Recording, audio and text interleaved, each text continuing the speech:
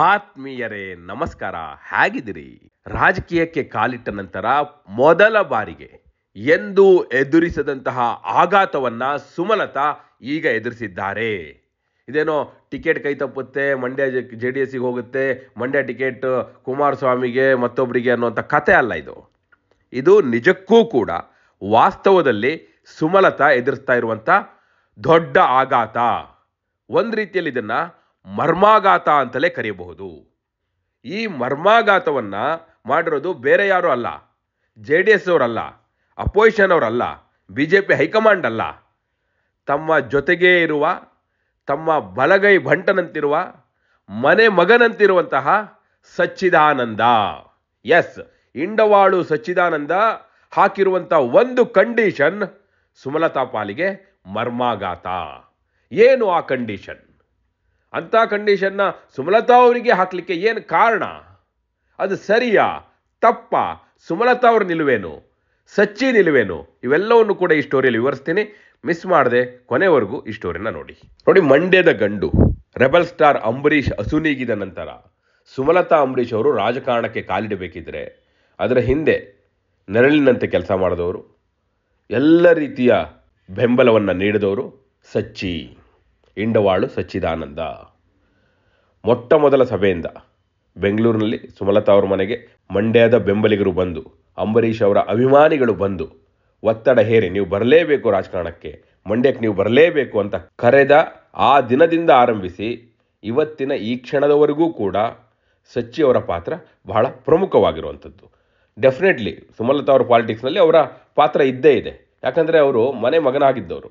ಅಂಬರೀಷ್ ಅವರು ಎಲ್ಲೇ ಹೋಗಲಿ ಎಲ್ಲೇ ಬರಲಿ ಸಚ್ಚಿ ಜೊತೆಗಿರ್ತಾ ಇದ್ರು. ಇನ್ಫ್ಯಾಕ್ಟ್ ಬೆಂಗಳೂರಲ್ಲಿ ಎಷ್ಟೋ ಬಾರಿ ನಾವು ಅಂಬರೀಷ್ ಅವರಿಗೆ ಕಾಂಟ್ಯಾಕ್ಟ್ ಮಾಡ್ಲಿಕ್ಕೆ ಆಗದೇ ಇದ್ದಾಗ ಸಚ್ಚಿ ಅವ್ರನ್ನ ಕಾಂಟ್ಯಾಕ್ಟ್ ಮಾಡ್ತಿದ್ವಿ.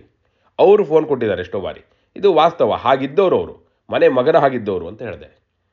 ಆದರೆ ಈಗ ಅದೇ ಸಚ್ಚಿದಾನಂದ ಸುಮಲತಾ ಅವರಿಗೆ ಒಂದು ಆಘಾತ ಕೊಟ್ಟಿದ್ದಾರೆ. ಏನು ಆ ಆಘಾತ?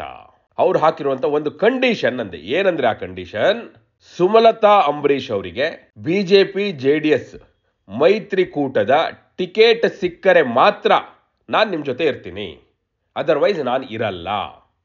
ನೀವು ಪಕ್ಷೇತರವಾಗಿ ಸ್ಪರ್ಧೆ ಮಾಡಿದ್ರೆ ಕಳೆದ ಬಾರಿ ನಿಮ್ಮ ಬೆನ್ನಿಗೆ ನಿಂತ ಹಾಗೆ ನಾನು ನಿಲ್ಲಲಾರೆ, ನಾನು ಪಕ್ಷದ ಚೌಕಟ್ಟನ್ನು ಬಿಟ್ಟು ಬರಲಾರೆ.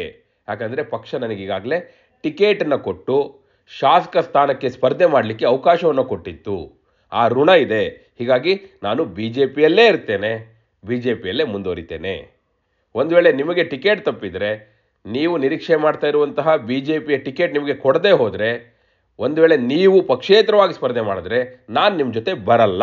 ಇದನ್ನು ಕಡ್ಡಿ ತುಂಡು ಮಾಡಿದಷ್ಟು ಸ್ಪಷ್ಟವಾಗಿ ಸಚ್ಚಿ ಹೇಳಿದ್ದಾರೆ.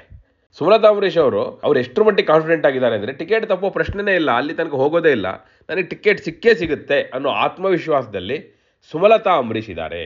ಹೀಗಾಗಿ ಸುಮಲತಾ ಅಂಬರೀಷ್ ಅವರಿಗೆ BJP JDS ಮೈತ್ರಿಕೂಟದ ಟಿಕೆಟ್ ಸಿಕ್ಕರೆ ಯಾವುದೇ ತೊಂದರೆ ಇಲ್ಲ. ಅಲ್ಲಿ ಸಚಿನ್ ಇರ್ತಾರೆ, ಅಶೋಕ್ ಜೈರಾಮ್ ಇರ್ತಾರೆ, ಎಲ್ಲ ನಾಯಕರು ಇರ್ತಾರೆ, ಡಿ.ಬಾಸ್ ದರ್ಶನ್ ಬಂದು ಪ್ರಚಾರ ಮಾಡ್ತಾರೆ, ಎಲ್ಲವೂ ಸುಲಲಿತವಾಗಿ ಹೋಗುತ್ತೆ. ಆದರೆ ಒಂದು ವೇಳೆ ಟಿಕೆಟ್ ಕೈ ತಪ್ಪಿದ್ದೆ ಆದರೆ ಆಗ ನಿಜಕ್ಕೂ ಕೂಡ ಅವರು ಆಘಾತವನ್ನು, ಮರ್ಮಾಘಾತವನ್ನು ಎದುರಿಸಬೇಕಾಗತ್ತೆ. ಬಹುಶಃ ಅವರ ಬಹುತೇಕ ಬೆಂಬಲಿಗರು ಕೂಡ ಅವರ ಕೈ ಬಿಟ್ಟು ಹೋಗ್ಬೋದು. ಇದು ಯಾವ ರೀತಿಯ ಪರಿಣಾಮವನ್ನು ಬೀರುತ್ತಂದರೆ, ಕೇವಲ ಅವರಿಗಾಗಲೇ ಮಾತು ಕೊಟ್ಟಿರುವ ಹಿನ್ನೆಲೆಯಲ್ಲಿ ಪಕ್ಷೇತರವಾಗಿ ಸ್ಪರ್ಧೆ ಮಾಡಿ ಮಾತನ್ನು ಉಳಿಸ್ಕೋಬೇಕಷ್ಟೇ ಬಿಟ್ಟರೆ ಗೆಲುವಿನ ಸಾಧ್ಯತೆ ಬಹಳ ವಿರಳ ಅನ್ನುವ ಪರಿಸ್ಥಿತಿಗೆ ಹೋಗುತ್ತೆ. ಆ ದೃಷ್ಟಿಯಿಂದ ಸಚ್ಚಿ ಹಾಕಿರುವಂಥ ಈ ಕಂಡೀಷನ್ ಡೆಫಿನೆಟ್ಲಿ ಮಂಡ್ಯ ರಾಜಕಾರಣದ ದೃಷ್ಟಿಯಿಂದ, ಸುಮಲತಾ ಅವರ ರಾಜಕೀಯ ಭವಿಷ್ಯದ ದೃಷ್ಟಿಯಿಂದ, ಮಂಡ್ಯದಲ್ಲಿ ಅವರ ಸ್ಪರ್ಧೆಯ ದೃಷ್ಟಿಯಿಂದ ಖಂಡಿತವಾಗಿಯೂ ಬಹಳ ದೊಡ್ಡ ಪರಿಣಾಮವನ್ನು ಬೀರುತ್ತೆ. ಹಾಗೆ ಸುಮಲತಾ ಅವರ ರಾಜಕೀಯ ಭವಿಷ್ಯವನ್ನು ಕೂಡ ತೀರ್ಮಾನ ಮಾಡುವ ಘಟ್ಟಕ್ಕೆ ಈ ಕಂಡೀಷನ್ ತಂದು ನಿಲ್ಲಿಸಿದೆ. ಒಂದು ವೇಳೆ ಟಿಕೆಟ್ ಕೈ ತಪ್ಪಿದ್ರೆ ಸುಮಲತಾ ಅಂಬರೀಷ್ ಅವರು ಸ್ಪರ್ಧೆ ಮಾಡಬೇಕಾ ಬೇಡವಾ ಅನ್ನುವಂಥ ಪ್ರಶ್ನೆಯನ್ನು ಇದು ಹುಟ್ಟಾಕಿದೆ.